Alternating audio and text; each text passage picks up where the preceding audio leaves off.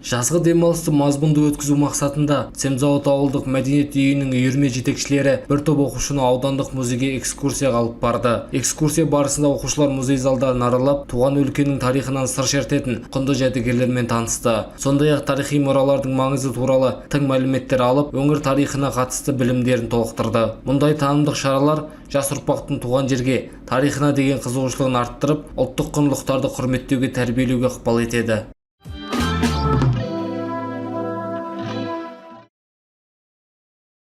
Алматыда бес асыл ұлттық өнер сайысының іріктеу кезеңі өтіп, Алматы мен Астана қалаларының өнерпаздары өзара бақ сынады. Ұлттық өнерді ұлықтауға арналған командалық байқауда әр қаланың намысын 10 өнерпаз қорғады. Олардың қатарында айтыскер ақындар, күйшілер, жыршы термешілер өнер көрсетті. Қатысушылар сүре айтыс, қыз бен жігіт айтысы, қайым айтыс, күй және жыр терме жанрлары бойынша шеберліктерін ортаға салды. Байқауға қазақ айтыс өнерінің көрнекті өкілі Жүрсін Ерман жетекшілік еткен қазылар алқасы төрелік етті. Қорытындысында Алматы құрамасы үздік деп танылып, сайыстың келесі кезеңіне жолдама алды. Ұйымдастырушылардың айтуынша бес асыл жобасының басты мақсаты айтыс, жыр, терме, дәстүрлі ән мен күй өнерін кеңінен насихаттап, ұлттық руханиятты дәріптеу.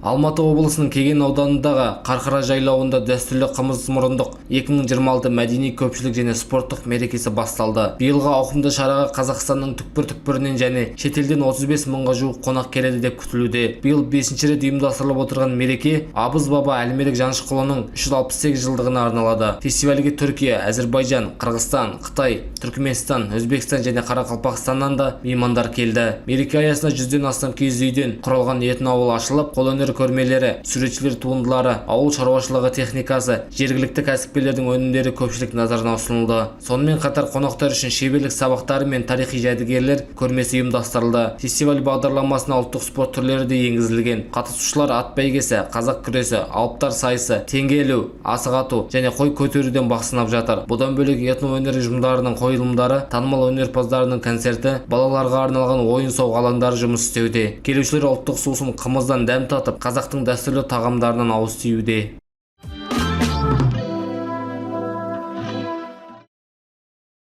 Ақтаудағы Қолтық-Әулие қорымының нақты орналасқан жерін ғылыми тұрғыда зерттеу қажет. Бұндай ұсынысты өңір мамандары айтып отыр. Мамандардың айтуынша тарихи қорым туралы түрлі деректер сақталғанымен, оның нақты орны әлі күнге дейін толық анықталмаған. Сондықтан археологиялық және ғылыми зерттеу жұмыстарын жүргізу тарихи мұраның шынайы орнын айқындауға мүмкіндік береді. Зерттеушілердің пікірінше Қолтық-Әулие қорымы Маңғыстау өңірінің рухани мәдени тарихымен тығыз байланысты. Сол себепті бұл нысанды жан-жақты зерделеу тарихи құндылықтарды сақтап, кейінгі ұрпаққа жеткізу ісінде маңызды қадам болмақ. Мамандар алдағы уақытта кешенді ғылыми зерттеу жүргізіп, тарихи орынға қатысты тың мәліметтер анықталады деген үмітте.